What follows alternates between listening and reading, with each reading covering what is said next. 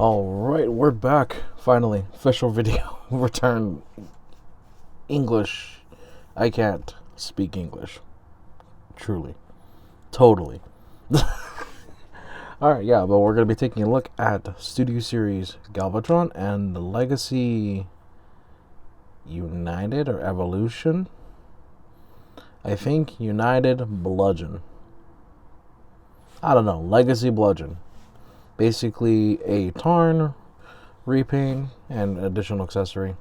And then Studio Series Age of Extinction Galvatron. I almost made a slide. Alright, yeah, we're doing Galvatron first. I don't have the missile pods. That's what I alluded to being the thing I'm missing from this guy. But I got them for 15 bucks. 15 bucks for a figure like this is a really damn good deal. Let's take this out because you can store the arm cannon with slots there. But there's a better way I like to store the arm cannon in the truck mode. But minus the dust, everything just looks really nice. And it's a near perfect truck minus this little bit and then the feet. But from what I can tell upon transforming this, I don't think they're able to get away with that at the budget that they had set for at the time, because he was a Voyager class at a time when Voyagers were like $35. I think he was a Voyager, I don't know. But yeah, let me just show off a little bit of gun storage really quick, because there's a little slot right there that you can hook the tab on this part of the arm cannon. Kind of just snag it in there, or just shove it, and then just kind of finagle it in like so. There you go. And now it's in. You can just do the feet like that, whatever, and doesn't impede any sort of rolling, and it doesn't have anything hanging off on the side, which really is nice to look at least, even with the feet at the back. For Bludgeon, it's yeah, it's just Tarn with a pretty nifty sword that you could store on top or either of these ports. I just put it on top because Murder Tank with a giant sword looks pretty funny. And yeah, we'll do some size comparisons real quick. Let me just grab my... I'm just gonna do one vehicle for each. So let's say with Galvatron here, let's put him with Optimus Prime, or in this case the Nemesis Prime figure. Yeah, this one still rolls a lot better because all the wheels are pinned. This one has the clip wheels on the front, but still rolls pretty nicely. And as for Bludgeon, of course, we gotta bring in Tarn. Yeah, same tanks, same transformation, different characters. I love how like neon this guy looks compared to the more sleek purple, and like it's mostly purple and like gray and some black. Yeah, everything looks nice though. Without further ado, I think the way I'm gonna go about it is I'm just gonna transform both of them. Let's get to it.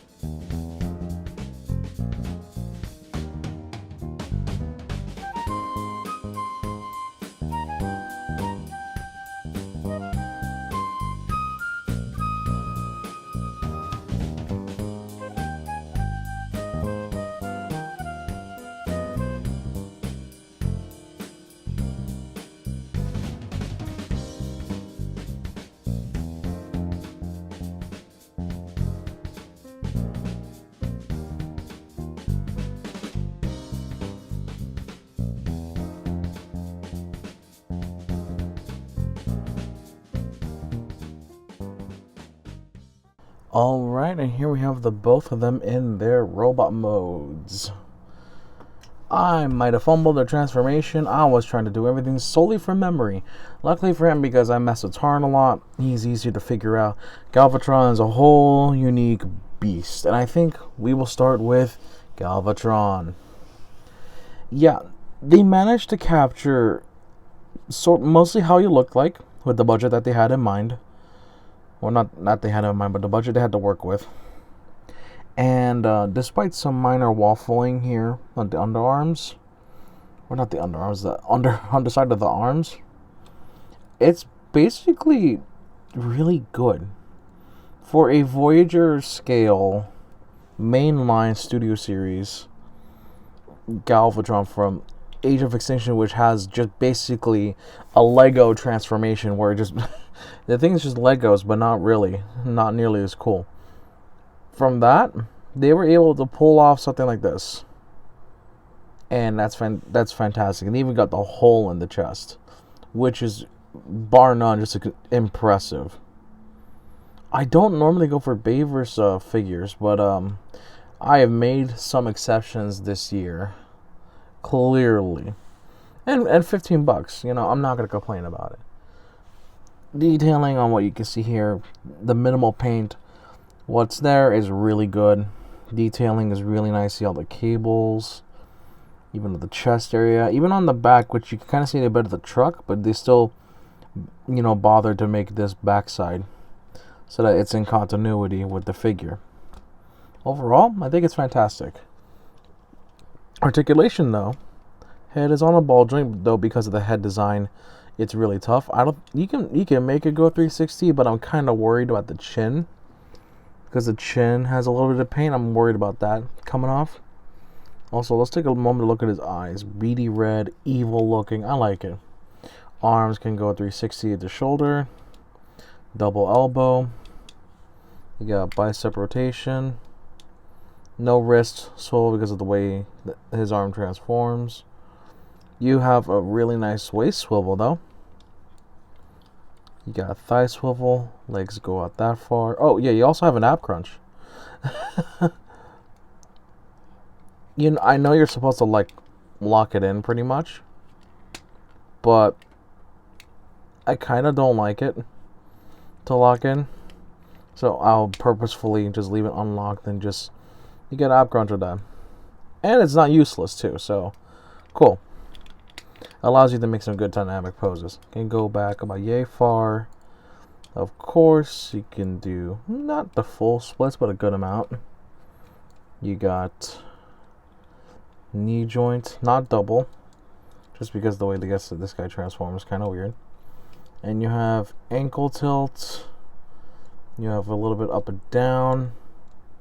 And if you want to split, you can split the toes, but I'm not going to do that, because that doesn't look that great when you do it. So yeah, and he comes with 2 accessories. One of them I'm missing, but that one doesn't really fit the robot mode all that well. I mean, you could put it on here, but it doesn't look all that great because I think it's facing up because of the way the tab works. I don't know, but I don't care. If this was missing, I would have been kind of remiss to buy it. Even though it's $15, I would have not bought it. But just stick it in his hand like so. And now you have a nice little arm cannon. I like that.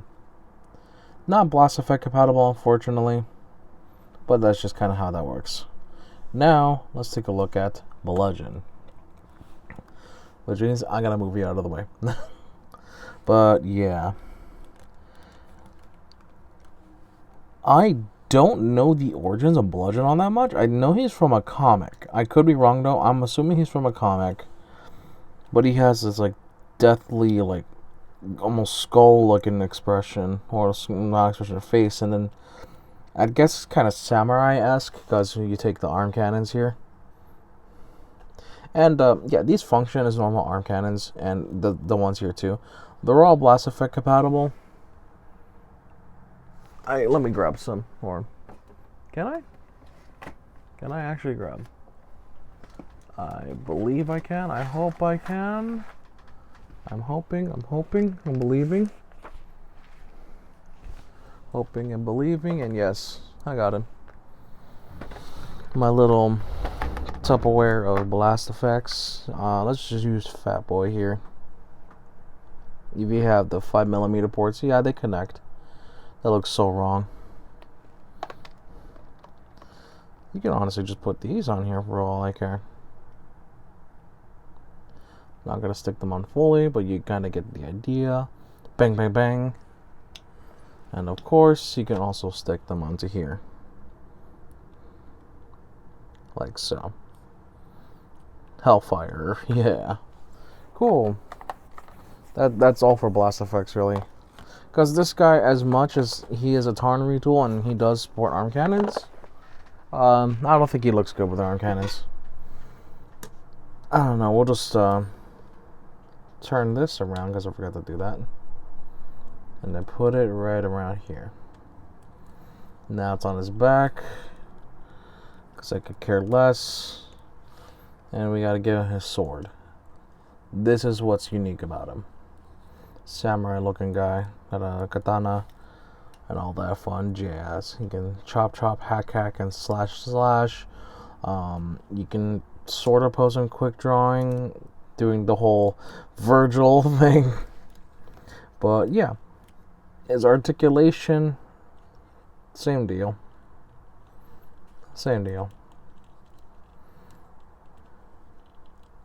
You can use the inward bend here, but that's for transformation mainly. Not a, kind of a bicep rotation, but it's at the elbow. High bend and elbow. Wrists can also turn. Hands can open. Got waist swivel with the cannons out of the way. Also, I just noticed that these hip skirts do move on their own, depending on how you arrange everything. But kick forward, back, to the side, knees. If you want to cheat with the double joint, you can. Ankle toe judge and feet. Moving feet. I don't know what I'm doing, but yeah, no, these guys are pretty sick. In all honesty. And for size comparisons, this is gonna be easy. So we have Bludgeon, and then we got our buddy Tarn, like so. Same mold, so they work really well with each other. And then for Galvatron's case, let's put him right here. He's bulky. And put him with the Age of Extinction Prime. I'm not gonna do the whole pose of that one scene where it's like, oh, you have no soul, therefore that is why I have no fear. I'm not gonna do that scene, but that's there. That's the reference you can work with. That's why he comes with English. That's why he comes with a specific arm blade, meant to go in here and get kind of thrashed up. But yeah. Anywho, that's it for size comparisons. And yeah, that's gonna be it for today's review. This seems a little rushed. That's not my intention. I'm just trying to keep up my energy so I don't pass out. But yeah, overall, for the price I got both of these guys at, hell yeah, these are worth it. If you're willing to pay a full retail, then cool. I'm just so happy I got them for the prices I did. No box, so there's no unboxing or anything like that. But yeah, overall, good start. Good start on my comeback video. Oh, that's gross. Excuse me. But yeah, if you can get your hands on these two, especially for a good deal, yeah, get them. They're worth it. I don't collect Bavers all that often, especially for like the mainline scale, but I'll make some exceptions right here. And this dude is really cool. He could stand on his own. He could be his own thing. Doesn't have to be Galvatron, in my opinion. And then for Bludgeon right here, of course he's just a Tarn retool, but he's a really good retool. This is one of those ones where it's a really good retool of a figure, repaint or whatever. I think it's a repaint, but it looks pretty sick.